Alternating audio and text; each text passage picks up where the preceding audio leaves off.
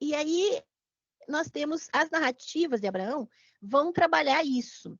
É interessante que no capítulo 12, versículo 2, como é que está na Bíblia de vocês? Gênesis 12, 2. O texto ele é bem mais simplificado no hebraico e algumas traduções diz, farei de você uma bênção, você será uma bênção. Agora, o texto hebraico é uma ordem, seja uma bênção.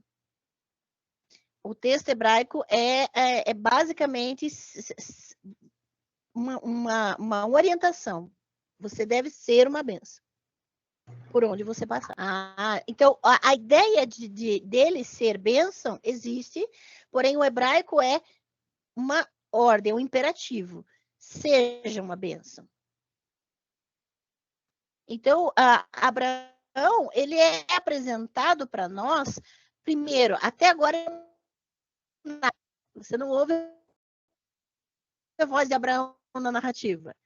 Falando a respeito dele, ele era, né, filho de Terá, ele tinha o sobrinho Ló, aí Deus aparece para ele, diz para ele sair da onde ele está para uma terra que ele não sabe, que daí ele começa a peregrinação dele, recebe uma ordem, mas ele não responde.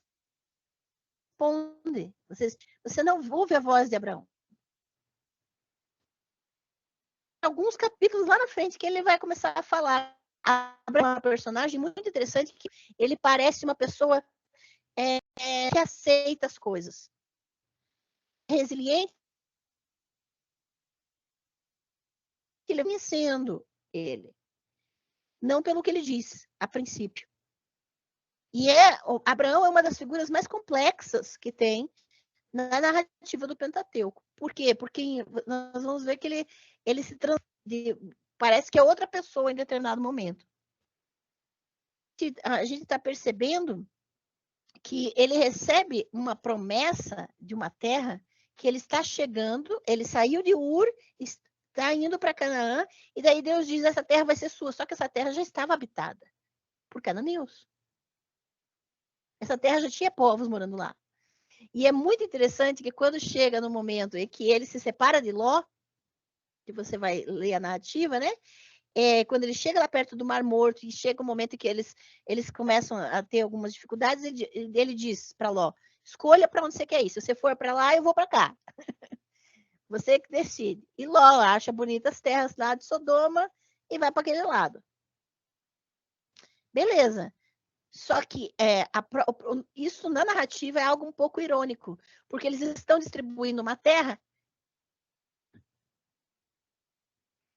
eles estão fazendo uma divisão de terra onde já tem gente morando. Eles é que são os estrangeiros. Abraão é um estrangeiro. Abraão, na narrativa, ele não é do povo ali. Ele é estrangeiro. E é interessante que dos patriarcas, dessa mitologia que é construída, Abraão, Isaac e Jacó, por que é que Isaac é o filho da promessa? Porque Abraão é estrangeiro e Jacó, ele morre no Egito. Ele vai para o Egito e morre lá. Isaac é quem fica na terra, é quem nasce na terra e fica na terra. Então, essa relação com a terra é muito importante. Abraão, ele só recebe a promessa.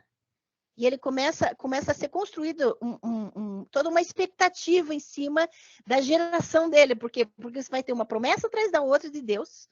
A divindade vai ali repetindo promessa, e ele não tem filho. E repete a promessa de novo, e faz um ritual aqui, e daí repete a promessa de novo. E o que isso gera? Isso gera no leitor, no espectador, a de cadê o filho? Como é que vai resolver essa situação? E aí passa por narrativa de esterilidade, a alta, a idade avançada de Abraão e de Sara. Aí eles vão para um lugar, eles vão para o Egito, vão para outro lugar, lá para outra região, onde existe outra pessoa, o Abimeleque. E nesses lugares as pessoas são inférteis, é descrito que há infertilidade nesses lugares. E, de repente, tem a narrativa de Ló no meio, e essa narrativa de Ló vai mostrar que quando Ló foge com as filhas, não existe homem para casar com as filhas dele. Então, você vai ver uma sequência de narrativas que vai mostrando da onde pode surgir filho nessa história. O tempo todo, o leitor fica angustiado, porque tem mulher estéril, tem mulher de idade aqui, tem esterilidade que foi lançada como maldição para esse povo. Ah, daí no outro povo só tem o pai e 2 filhas e não tem homem nenhum para casar com elas.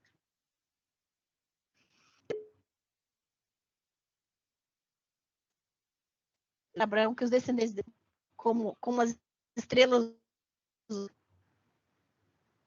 a própria gerar essa expectativa. E é de propósito. Por quê? Porque ele está criando todo um cenário para falar que aquele ato do nascimento de Isaac é miraculoso. Não sei se vocês perceberam, porque um pouco antes de Sara engravidar, eles vão para uma região aonde Abraão, pela segunda vez, né? Eles já tinham ido para o Egito e agora eles estão numa outra região em que ele diz que a Sara é irmã dele. Não sei se vocês viram essa narrativa. Isso acontece 3 vezes na narrativa dos patriarcas. Acontece depois com Isaac também. E com medo, olha só, a narrativa é que Sara era muito bonita, Abraão e Sara precisavam se hospedar naquele lugar estrangeiro, por causa da fome, eles precisavam pedir abrigo, mas ele, com medo de tomarem Sara como sua mulher, no harém deles, e matarem ele fica dizendo, não, ela é minha irmã, nós somos irmãos. E é só nesse momento que nós descobrimos que eles, de fato, são meio irmãos. Não sei se vocês percebem isso. Que é só quando conta essa história que ele diz que eles são irmãos, é que o narrador faz uma observação. Eles são realmente meio irmãos por parte. Daí o narrador faz uma explicação. E que o narrador parece não vê problema nisso. Mas os costumes daquele povo parecia que tinha. Porque o fato dele dizer que são irmãos o protege. Ninguém toca neles porque eles são irmãos.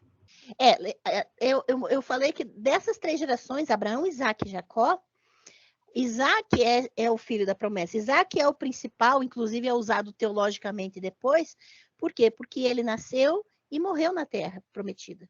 Por que a terra é tão importante? Por quê? Porque Deus prometeu para Abraão. Porque existe toda uma mitologia criada, lembra do livro que eu indiquei para vocês, do Marcel Detienne, A Invenção da Mitologia. Muito importante. Por quê? Porque é toda uma mitologia que vai ser criada para justificar e legitimar uma narrativa de que aquela terra, de que os cananeus deveriam sair. É uma narrativa que começa a aparecer no reinado de Josias, quando ele quer expulsar as pessoas da região para aumentar o seu território. Época, spoiler do próximo curso de Bíblia, é nessa época que o livro de Josué é escrito, na época de Josias, que é o livro que fala das conquistas, da conquista da terra. Tá?